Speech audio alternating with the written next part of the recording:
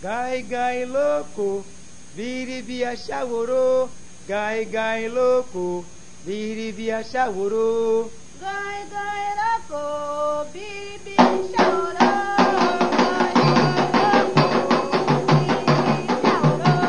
Gai gai louco, biribia chagorô, gai gai louco, biribia chagorô.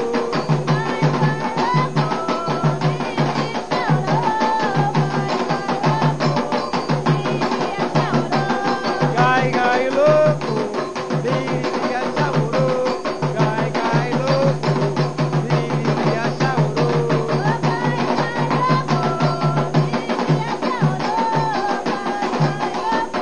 Zé Carol, Bobô. Sejam bem-vindos ao canal Mistério dos Orixás. Eu andei afastado por um tempo, por conta da correria com o trabalho, mas a gente está de volta, agora colocando muita coisa aqui para vocês. Já estava com saudades. Orunkoni Olojobi. E no vídeo de hoje nós vamos falar um pouquinho de Akambi. Quem seria Akambi? Akambi foi o avatar, uma das reencarnações de Oiá. E é dessa divindade que nós vamos falar um pouquinho hoje. Vamos falar também, dar uma leve pincelada sobre Ebel-Orum, que foi me perguntado bastante no canal. Várias pessoas deixaram pergunta do que se trata, como a gente pode identificar, né? Então nós vamos falar, mas depois eu vou fazer mais um vídeo falando sobre Ebel-Orum, com mais explicações, fotos e tudo mais, né? Mas vamos lá. Akambi, na cultura iorubá, é uma indígena. Outros relatam como uma princesa prima, né, distante de Xangô. Mas a maioria das pessoas, eu falo as duas versões, porque de repente você leu, estudou ou conversou com algum sacerdote, alguma sacerdotisa do culto, e ela relatou para você como princesa. De repente você tem contato com Yabússula, que eu vou deixar a foto dela, que é aquela Oiá aquela Ilegum de Oiá, muito famosa em todo mundo, e as pessoas que a rodeiam, e você ouviu falar de Oiá como uma indígena, né? De muita importância. Então, por esse motivo, eu cito essas duas versões. Agora, falando sobre Akambi. Akambi era uma menina foi muito importante para a cultura iorubá, né? A origem de Akambi é no pé, tá? Mesmo local aonde Telaukô foi criado por sua mãe Torossi. Telaukô nós já sabemos que é Xangô. Torossi, mãe de Xangô. Então Telaukô, Xangô, foi criado pela sua mãe em Nupé, e só depois que ele foi morar com seu pai Oranian. Mas quando Oiá, ou com seu nome de encarnada, Akambi, nasceu, Xangô já não estava mais em Nupé, né? Então, nasceu aquela menina, que teria uma grande importância na cultura iorubá, mas ela não fica em Nupé. O motivo pelo qual ela não fica em Nupé não está relatado, nem os grandes sacerdotes sabem dizer exatamente o porquê. Alguns dizem que ela teve uma briga com seus pais e saiu de casa. Outros relatam que havia um casamento já tratado, porque naquela época era normal os pais cuidarem, fazerem casamentos, né, políticas, né? E com isso agregavam terras, criavam mais força. E Oiá não aceitou casar com alguém que ela não conhecia, mesmo ela sendo muito criança, muito nova, ela sabia que ela teria que casar com alguém que os pais arrumassem para ela, independente se ela gostava ou não. Então, Oiá tendo ciência disso, Akambi tendo ciência disso, saiu de casa. Mais uma vez, como eu disse, não existe um relato mesmo sobre isso. O que nós sabemos é que ela foi encontrada depois de muito tempo do outro lado do mapa. Ela nasceu em Nupé, que é no sul da África, e ela foi encontrada em Queto, que é no extremo norte da África. Ela foi encontrada numa floresta, aquela menininha muito debilitada, doente, sozinha. E naquela época, quando os caçadores encontravam mulheres, meninas, era muito normal. Estamos falando de África selvagem. Então, uma mulher no meio da mata selvagem, encontrada por caçadores, acabava se tornando mulher dele. Para a gente não deixar o clima muito pesado, mas eles acabavam abusando. Mas a Cambi teve uma grande sorte, porque ela foi encontrada por Oduleque, desculpa. Ela foi encontrada por Oduleque. É que eu estava contando a história de Oxum. Então, mas ela foi encontrada por Oduleque. E o caráter desse caçador não era um caráter duvidoso ou ruim. Então, quando ele viu aquela menina ali na floresta, doente, e como ele já queria ser pai, mas a sua esposa não lhe deu filhos, não podia ter filhos, então quando ele encontrou aquela menina, ali ele encontrou a filha dele. Então, ele adota a Cambi, ele adota a Oiá, que passa a viver com ele na floresta. Passa a ir caçar com ele, passa a aprender não só com Oduleque, mas com outros caçadores a caçar, a sobreviver na floresta. E é dessa criação que vem esse jeito despojado de olhar, que ela pode estar num castelo, que ela vai se dar muito bem porque ela sabe se portar, porque ela nasceu num lugar muito importante, ela nasceu numa família importante. Mas se ela estiver também numa barraquinha ou no meio da floresta caçando, para ela tanto faz como tanto fez. Ela consegue se adaptar aos lugares com uma facilidade muito grande. Isto é Oiá. Isto é a Cambi, que é o nome de encarnada dela. Então, passado-se muito tempo, Oduleque vem a falecer.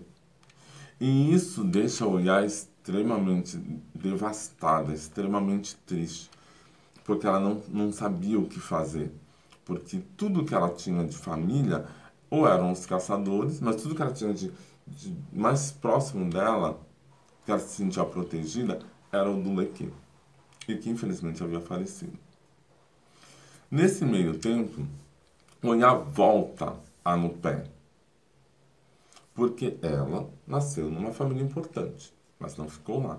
Então ela volta para lá para resgatar a sua herança. Ela toma posse da sua herança, mas ela não fica sossegada em Nupé. E ela volta para Queto, aonde ela cria uma festa, na época, chamada de Axixê.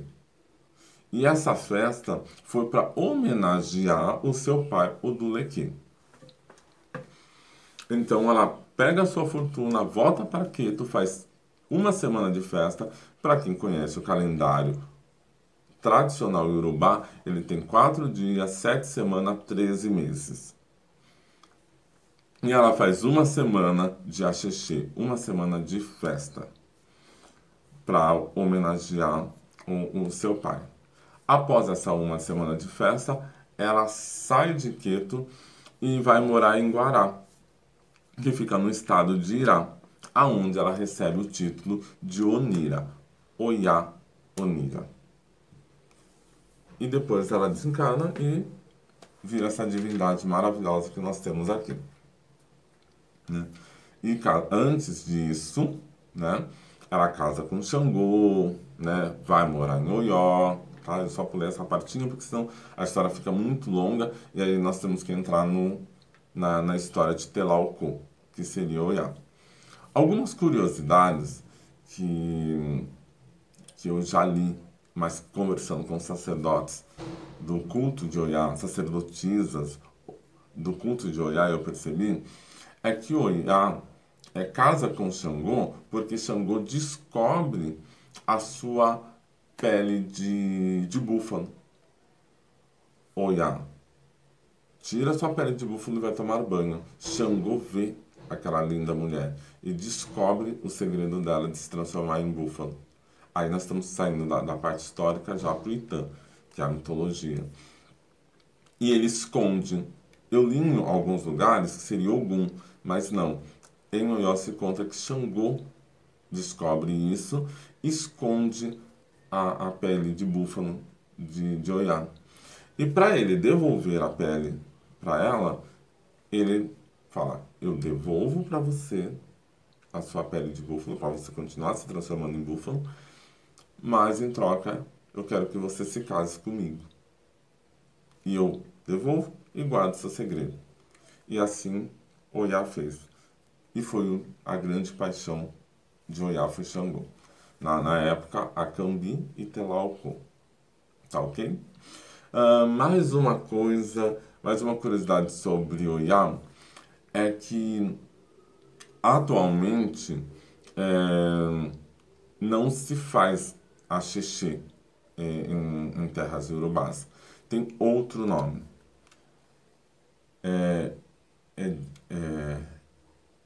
Ejé Funeri. Se estiver errado, eu escrevo e coloco no final, porque às vezes eu erro ou esqueço alguma palavra, que é normal, né, gente? É muita informação. E essa semana eu estou cuidando de toda a parte histórica de diversos orixás, como Oxum, Ogum, Oxumaré. Então, é normal. Então, melhor, às vezes, não falar do que falar errado. Deixar uma informação ainda mais gravada, deixar uma informação errada. O acará, que é uma comida que a gente dá muito para Oiá, não é a sua comida principal em terras iorubás. Lembrando que o nome acará significa bolo. Acará um jé, vamos comer bolo. Então, qualquer bolo em terras iorubás, falando em iorubá, vai se chamar acará. Acará um jé, vamos comer bolo. Tá? É mais uma curiosidade. Falando sobre Egungun, todo orixá em terras iorubás tem um Egungun. O Egungun de Oiá é o Olobojô. O Egungun de Oiá se chama Olobojô. Então, esse foi um pouquinho do nosso assunto sobre Oiá. Basicamente, nós vemos que ela é um orixá forte que consegue se adaptar. E muitas das suas filhas têm essa característica de ser despachada, de ser se tem que fazer, vamos fazer logo. Se ela estiver num lugar maravilhoso, ela vai se adaptar, ela vai ficar ali. Mas se ela estiver num lugar mais simples, para ela tá ótimo também. Segue o baile que a gente tá firme e forte. Então, eu gosto muito dessa divindade, apesar de não cultuá-la na minha casa. Ah, mas por que você disse que não cultua? Porque eu não tenho nenhum filho, né? Nenhuma filha de Oiá. As divindades que eu cultuo na minha vida são outras. Mas é uma divindade que eu tenho muito respeito, que eu aprecio demais, que eu tenho um carinho demais, até pela sua história. Então, essa é a história de Acambi, que depois se torna Oiá. Esse grande orixá que nós reverenciamos no nosso culto, Leste Orixá, tanto aqui no Brasil quanto em Oió.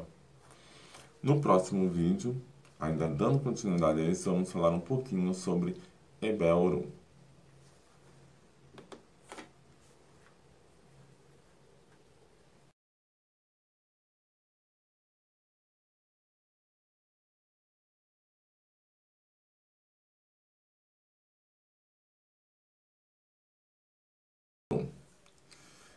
Às vezes, pessoas que me procuram por conta desse canal, né? Para tirar dúvidas, para conversar, para perguntar sobre isso ou aquilo. Essa semana uma pessoa veio me perguntar sobre depressão e se tinha ligação com alguma sociedade, algum pacto. Que ela não entendeu direito, falaram para ela, mas não explicaram direito. Então ela perguntou se eu pudesse fazer um vídeo, até para sempre que ela tivesse alguma dúvida, ela pudesse acessar, seria importante. Então aqui vai aquilo que eu sei. É um resumo, tá, daquilo que eu sei sobre Ebel-Urum. Ebel-Urum já diz, sociedade no céu. Algumas pessoas, quando vão descer para o Aie, terra, elas fazem pactos. Elas descem, mas já com uma missão pré-determinada. Porque todos nós que vivemos na Terra, nós sabemos o que vai acontecer. Né? Isso é, de certa maneira, apagado, mas nós sabemos tudo o que vai acontecer. Algumas pessoas fazem pactos antes de descer. Por exemplo, eu faço parte de um grupo, porque existem inúmeros grupos de Ebel-Urum, né? Inúmeros grupos no Urum, no Ebel-Urum, né? E quando eu vou descer, lá eu tenho uma mãe, né? Ou uma avó, ou um parente, ou amigos. E aí eu faço pacto com eles. Olha, eu estou indo, mas quando eu fizer aniversário, quando eu fizer 10 anos, eu volto. Então essas pessoas que fazem esse tipo de pacto no Urum, quando elas chegam aqui na Terra, toda vez que elas vão fazer aniversário, elas entram num inferno astral. Elas olham, às vezes ganham uma grande festa, elas estão numa família feliz e que amam essa pessoa, mas ela não se sente parte daquela família. Crianças que têm amigos imaginários, crianças que sempre estão doentes, chega próximo ao aniversário, ela começa a adoecer. Porque ela fez um pacto no Urum. Não é nenhum espírito ruim, não é nenhuma maldade que alguém está fazendo. É porque ela fez um pacto que ela voltaria no seu aniversário por Urum para rever seus amigos. Quando criança tem muito amigos invisíveis, conversa, brinca, você percebe que ela realmente está interagindo com alguém que você não enxerga, mas ela enxerga, ela brinca. Às vezes eu conheço crianças que falam: olha, papai, estou indo brincar com meu amigo X no meu quarto. Às vezes o pai fala: ah, vai sim. E ela passa horas ali brincando, dividindo experiência com pessoas com pessoas que a gente não enxerga. Mas ela enxerga, ela conversa, ela entende. Então, nós temos que tomar um cuidado muito grande com isso. Porque nós temos que entender, através do oráculo, que tipo de pacto foi feito e como quebrar esse pacto. Tem pessoas que, quando vêm para o Aie, elas deixam uma pessoa amada, querida, no Urum, que ela diz: olha, eu estou indo, mas eu prometo para você que ninguém vai tocar em mim. Eu prometo a você que eu não vou namorar ninguém. Eu prometo a você que eu vou ser uma pessoa que o mais breve possível eu vou retornar. E aí essa pessoa vem e ela fala: nossa, mas eu não consigo um namorado, eu não consigo amigos. Não é que ela não consegue amigos, é porque isso ela já pré-determinou antes de descer. Então ela acha que ela tem, que o problema está com ela. Ela acha ou que as pessoas não gostam dela. Sabe aquela pessoa que quando está ali entre a família não consegue interagir com os amigos, vive depressiva, triste, se perguntando: o que eu vim fazer nesse mundo? Ai, me leva logo embora. São pessoas que deixaram grandes amigos no Orum e que fez pacto, que voltaria o mais rápido possível. Pessoas que ouvem vozes, pessoas que, às vezes, você tem um filho ou uma filha, e ele, antes de vir, ele falou, olha, quando meus pais forem para a praia, por exemplo, eu prometo que lá eu dou um jeito de voltar. E esses pais viajam para a praia e, de repente, essa criança some. Quando você vai ver, ela aparece afogada, porque foram pactos feitos no Orum. E ela cumpriu a missão dela, então ela foi involuntariamente e se afogou. Crianças que às vezes a mãe dá as costas um minutinho, se joga pela janela.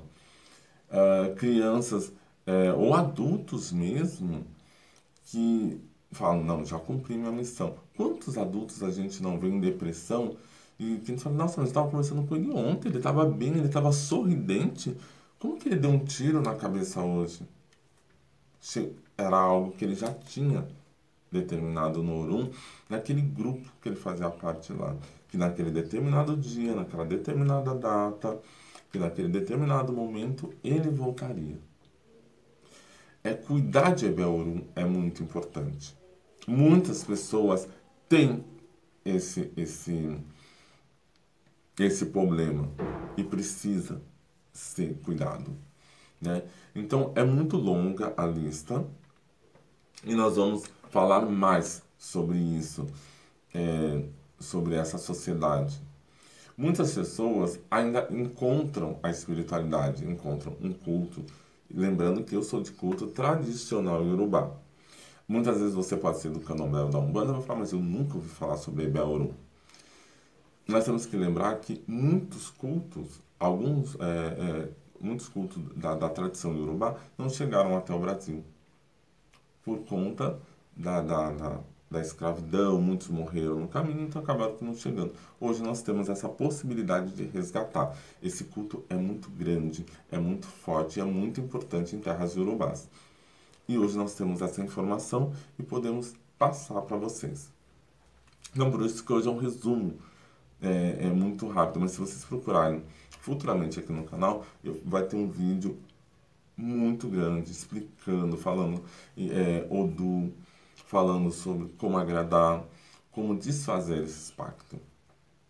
Tem pessoas que, como eu disse, que encontram a espiritualidade, mas faz pedido para o orixá, não dá certo, faz pedido para Exu, não alcança o objetivo e fala, esse pai de santo não é bom. Esse babalorixá, esse sacerdote, essa yalorixá, ela não fez direito. Mas às vezes ele não conseguiu apurar ali no jogo, na consulta, que seria de suma importância colocar um agrado a Ebé-Orum ao lado daquele pedido. Às vezes você vai fazer um pedido a Exu, precisa se fazer um agrado, porque você já criou, né, uma linha de começo, meio e um fim muito rápido. Então, quando você vai a uma divindade fazer algum pedido, e esse pedido foge do tempo que você já tinha pré-determinado, que seu ori sabe que você já tinha pré-determinado, então acaba atrapalhando as divindades de ajudar. Porque seu ori já pré-determinou algo antes de vir. Então, é muito importante saber apurar, fazer agrados à divindade e agradar a Ebé-Orum.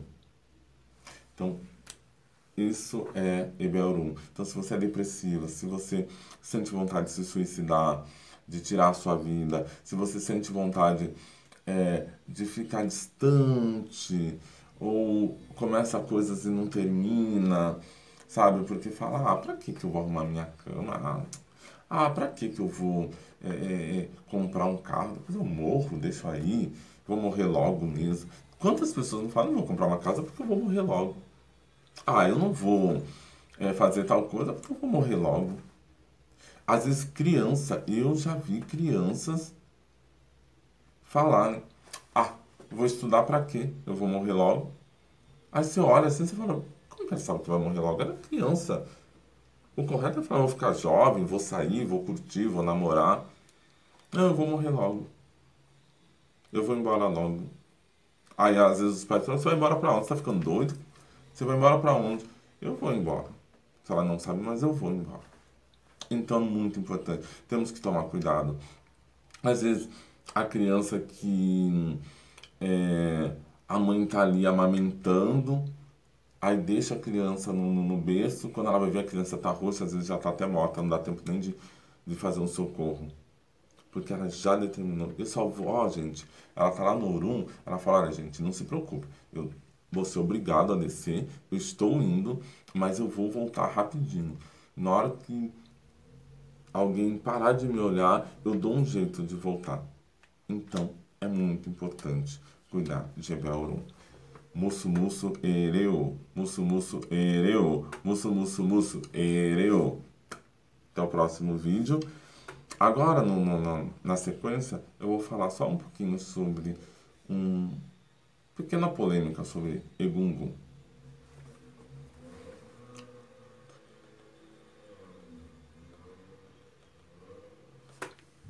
Iloloreo, ilolo kilolo, ye de ogun leti omi, ebo awi, leyin orisha ni yabe, eni mamu derere, iye asan owi gorun abe, orisha ni yabe, eni mamu derere, iye asan o igorun abẹ.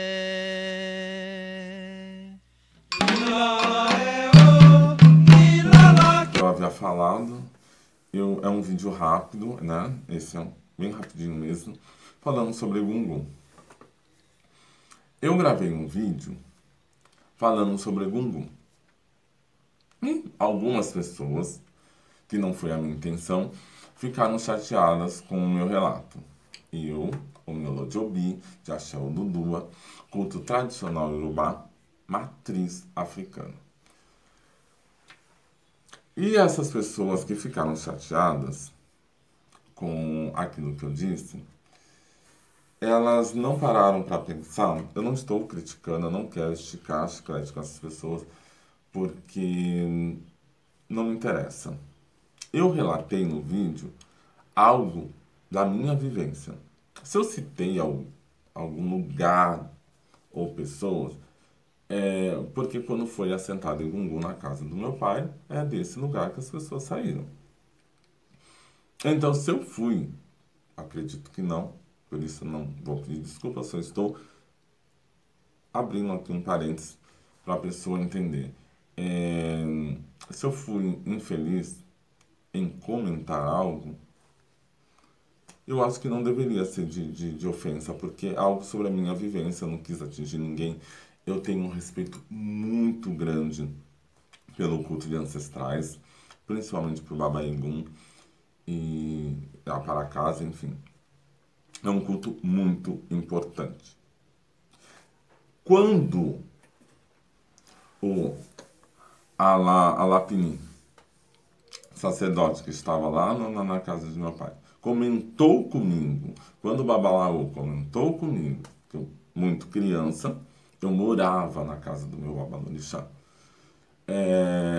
Quando eu perguntei a ele se a roupa levantava sozinha e saía andando, que era o que a gente ouvia pela Rádio Peão, porque, infelizmente, quando a gente é muito novo de santo, as informações não chegam completas, inteiras, aos nossos ouvidos. A gente cata um pouco aqui, cata um pouco ali, e a gente vai montando o nosso próprio quebra-cabeça.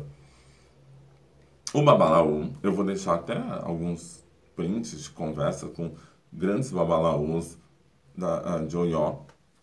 Ele falou para mim que, sim, debaixo da roupa é uma pessoa extremamente preparada, é uma pessoa que Egun aceita para que vista a roupa. Foi isso que foi me passado. Então foi isso que eu passei aqui. Eu trabalho com a verdade. Eu não vejo, a minha fé não mudou. O meu respeito com Egungun, com Baba Egun, não mudou em saber que poderia ser um Odiabá, um otocum, um ojé, um alabá vestindo a roupa. Não mudou. O meu respeito é o mesmo. Até porque só de ter recebido o cargo por Babá Kayodê no Leste Gungun do axé do meu pai, eu tenho que respeitar. Não porque eu seja obrigado, mas porque são os nossos ancestrais. O culto a Babá Egum é um culto importantíssimo. O culto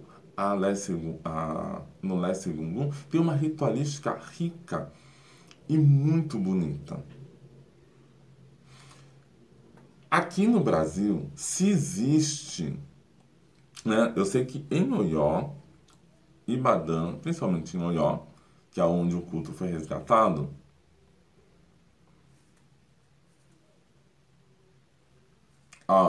em Oió, onde o culto foi resgatado, são pessoas extremamente preparadas.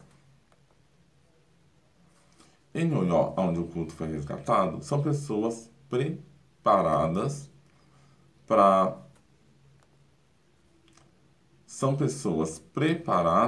para vestir a roupa, como vocês vão ver nas próximas fotos. Como vocês vão ver nas fotos a seguir. E a minha fé não muda, o meu respeito não muda. Tem Ebel Ojé, é um grupo também é uma comunidade de ojés que existem em Oió. O que eu fiquei chateado foi porque alguns, não vou dizer todos, porque teve uma única pessoa, para não dizer duas, não foram duas pessoas. Eu não vou citar o nome, que é para não esticar o arerê. Falaram de maneira super educada comigo. Muito educada mesmo. Mas outros do culto aqui do Brasil foram extremamente rudes, dizendo que eu não deveria falar, que eu estou errado, que eu não sei do que eu estou falando. Sim, eu sei do que eu estou falando, porque tudo que eu relato no meu canal é dentro do culto tradicional iorubá. Tem um provérbio de iorubá, provérbio até do culto de Ifá, que fala uma filosofia de vida, é que a mãe que ensina o filho não é o filho que ensina a mãe. E que a mão só deve passar a cabeça se for para protegê-la. Do contrário, ela tem que ficar no lugar dela. Tendo em vista isso, eu penso, quando eu pesquisei mais a fundo sobre o culto Leste Gungun, eu subentendo. Se a pessoa falar para mim, olha, o nosso culto Leste Gungun é afro-brasileiro, então o que eu vou entender? Que é um culto que foi criado, tá, em Oió, resgatado por Baru, quando ninguém mais de Oió que estava cultuando Babá Egum, Xangô, Oiá e as grandes mães. Quem resgatou isso foi Baru. Então, o que eu entendo quando se fala em afro-brasileiro? Nós trouxemos o culto e criamos a nossa maneira de cultuar. Então, eu acredito que essas pessoas criaram uma outra ritualística dentro de um culto já existente em terras iorubás. Até aí, ok. Então, se aqui no Brasil, algumas grandes casas de Leste Gungun têm os seus sacerdotes, ou alapani, devido ao sotaque, né, de algum lugar para outro lugar, muda um pouco. Consegue-se levantar o pano sem precisar de ter uma pessoa que passou por inúmeras ritualísticas, inúmeras atos e preceitos, como acontecia na casa do meu pai, para vestir a roupa. Ok, que bom que aqui no Brasil nós temos isso. É muito importante. Eu respeito. Mas em África, isso não existe. É uma pessoa que passa por ritualística, que passa por preceitos, e que só ela é preparada para vestir a roupa de Babá Egum.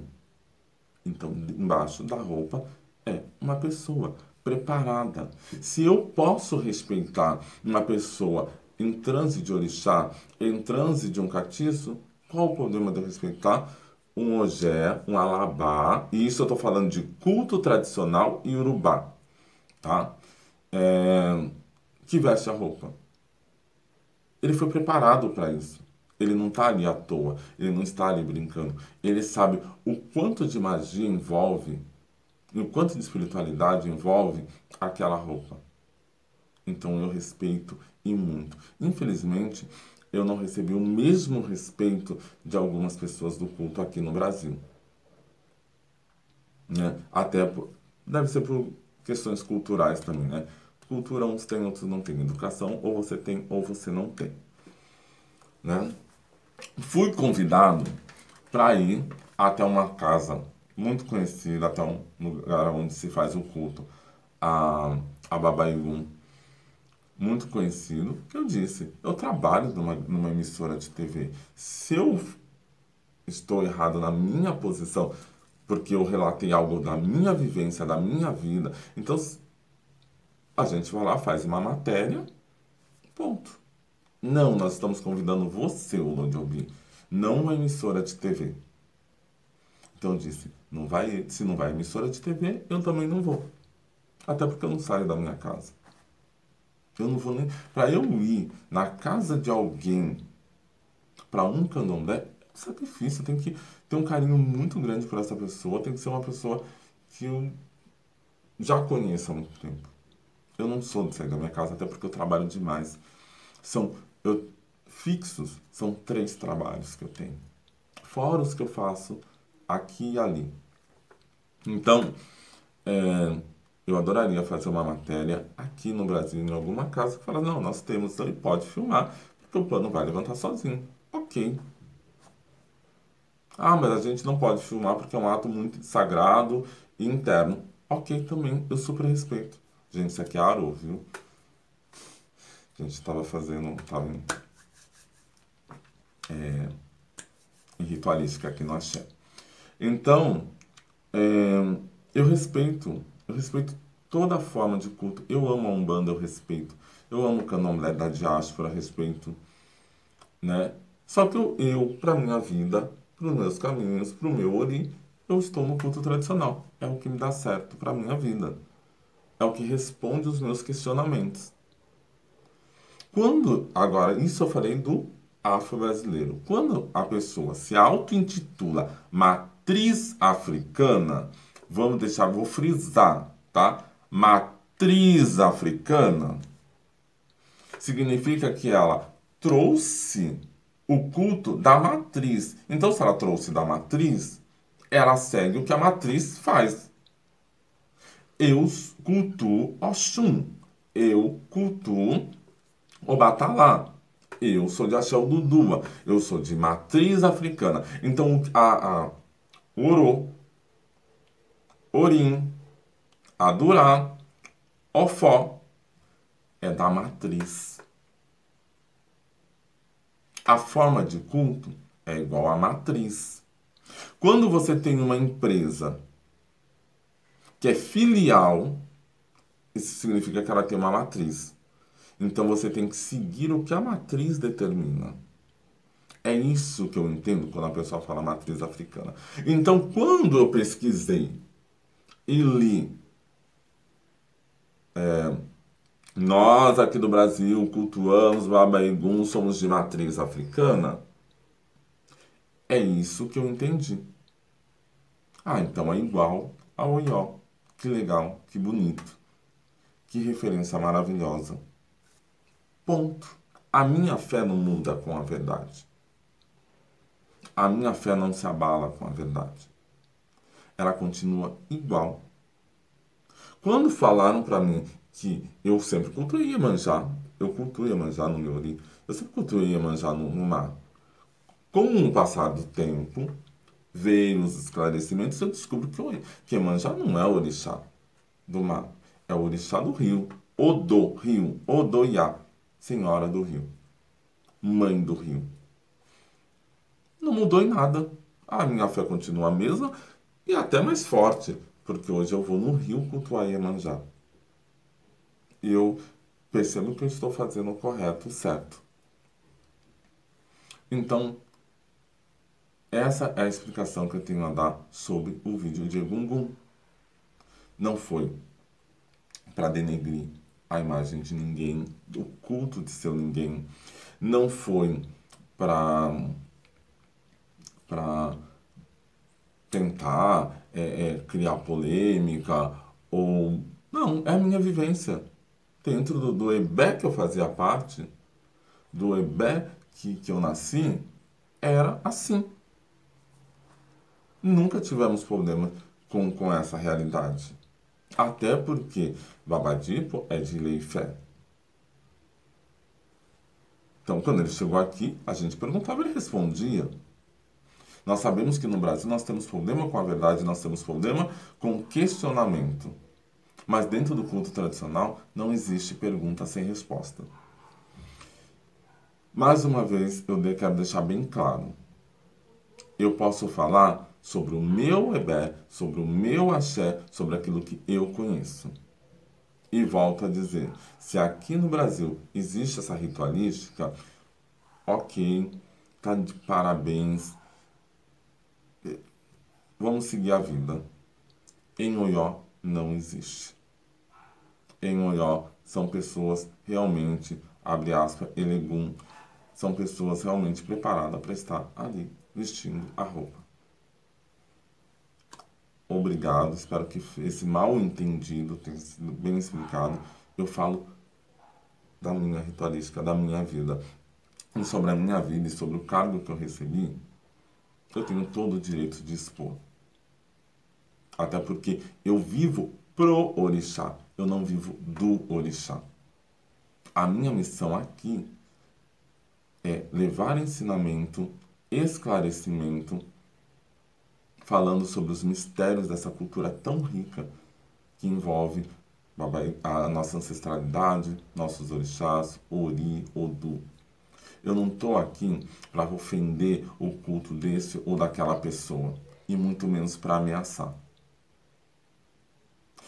Antes de você querer defender o seu axé, a sua verdade, a gente tem que aprender a falar. A minha sorte é que eu encontrei duas pessoas muito educadas que me ligaram, uma do Rio de Janeiro, outra da Bahia, e foram super educados. Os demais, é lamentável a postura de vocês.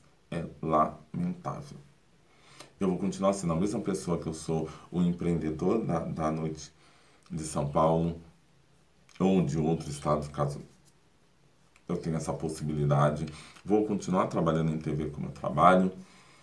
E não vou para casa de seu ninguém, porque não me dá tempo. Eu trabalho de domingo a domingo. São 3 trabalhos. Para eu poder tirar 3 dias para poder sair de São Paulo, para ir para qualquer lugar, eu tenho que mudar toda a minha agenda. Eu só tenho as segundas-feiras para cuidar de orixá. E quando muito, eu consigo tirar mais um dia e ir até as 3, 4 horas da manhã para depois acordar às 7 e voltar a trabalhar. Já fui criticado dizendo que se eu fosse realmente uma pessoa próspera, eu não precisaria trabalhar tanto. Ser próspero é ter saúde e trabalhar. Outro tipo de prosperidade eu não conheço, a não ser que seja uma prosperidade duvidosa. Tá bom? Motumbá, Mujubá, que Ori Eledá, Ori não abençoe cada um de vocês. Oribucum. Dê um Ori bom para vocês aprenderem a se relacionar com outras pessoas. Isso eu estou falando num contexto geral, não é indireta para ninguém. Para que vocês possam saber se expressar. O nosso culto precisa de pessoas que saibam expressar, se expressar, que saibam trabalhar com a verdade, que saibam se comunicar. O nosso culto não precisa de delinquentes. Nosso culto precisa de pessoas cultas. Aburu Aboê. Até o próximo vídeo.